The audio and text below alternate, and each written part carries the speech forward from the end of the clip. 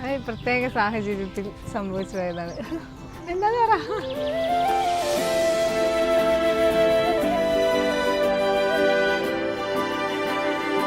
PSCക്ക് വാട്സാപ്പിൽ ഡൗട്ട് ചോദിച്ചാണ് ആദ്യവിടം വരെ മീറ്റ് ചെയ്ത് ഓർക്കുന്നുണ്ടോ? പക്ഷേ എന്നോട് പറഞ്ഞിട്ടില്ലായിരുന്നു, സർപ്രൈസ് ആയിരുന്നു.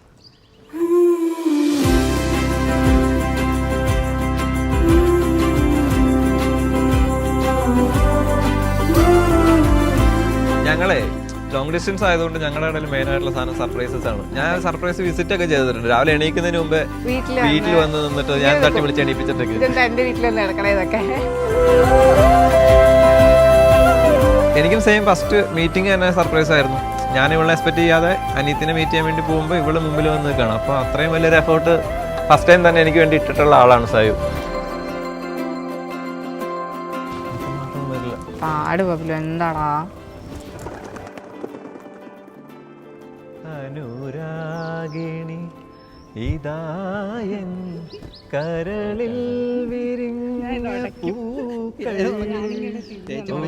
രാഗമാലയായി ഇതു നിന്റെ ജീവനിൽ അണിയൂ അണിയൂ അഭിലാഷ. അങ്ങനെ ഇങ്ങനെ സംഭവിച്ചു പോയതാ. അതിനെ പറ്റി പ്രത്യേകിച്ച് ഇങ്ങനെ പ്രത്യേക ഒരു കാറ്റഗറി വെച്ച് ചൂസ് ചെയ്തതൊന്നുമല്ല.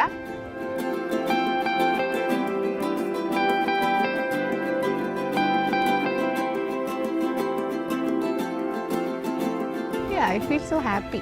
ഭയങ്കര ഒരു ഫുൾഫിൽമെന്റ് ഫീൽ ചെയ്യണം.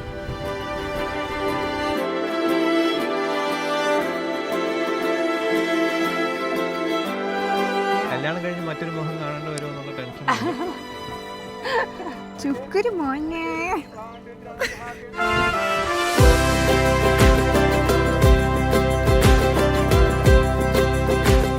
ഇവര് ഭയങ്കര ബോണ്ടാ, ഇവര് ഭയങ്കര കണക്ഷനാ. ലൈക് നീയും വിങ്കും വെച്ചാൽ അളിയൻ ബന്ധാണ്. ഇവര് അങ്ങോട്ടും കൂടെ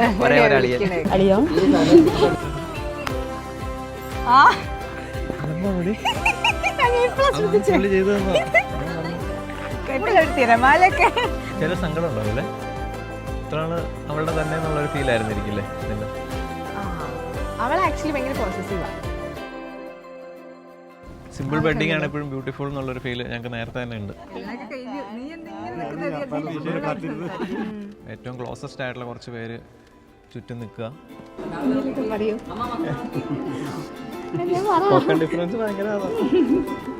മ്യൂച്വലി രണ്ടുപേരുടെ ഫാമിലി ആയിട്ട് തന്നെ നല്ലപോലെ മിങ്കിളാവാനും അത്യാവശ്യം മനസ്സിലാക്കാനൊക്കെ പറ്റിയിട്ടുണ്ട്. രണ്ടുപേർക്കും അങ്ങോട്ടും ഇങ്ങോട്ടും ഫാമിലി അത്യാവശ്യം സിങ്കാണ്. എനിക്ക് അവളുടെ ഫാമിലി ആണെങ്കിലും ഓക്കെയാണ്, അവൾക്ക് എൻ്റെ ഫാമിലി ഓക്കെയാണ്. കംഫർട്ടബിൾ ആണ് രണ്ടുപേർക്ക് അല്ലേ? നമ്മുടെ ലൈഫിൽ ഏറ്റവും വൺ ടൈം മൊമെൻ്റ് ആണല്ലോ, അത് മെമ്മറബിൾ ആക്കുക എന്നുള്ളതായിരുന്നു. ഇതിന് ഇഷ്ടപ്പെട്ട് ഞാൻ എടുക്കുന്നു.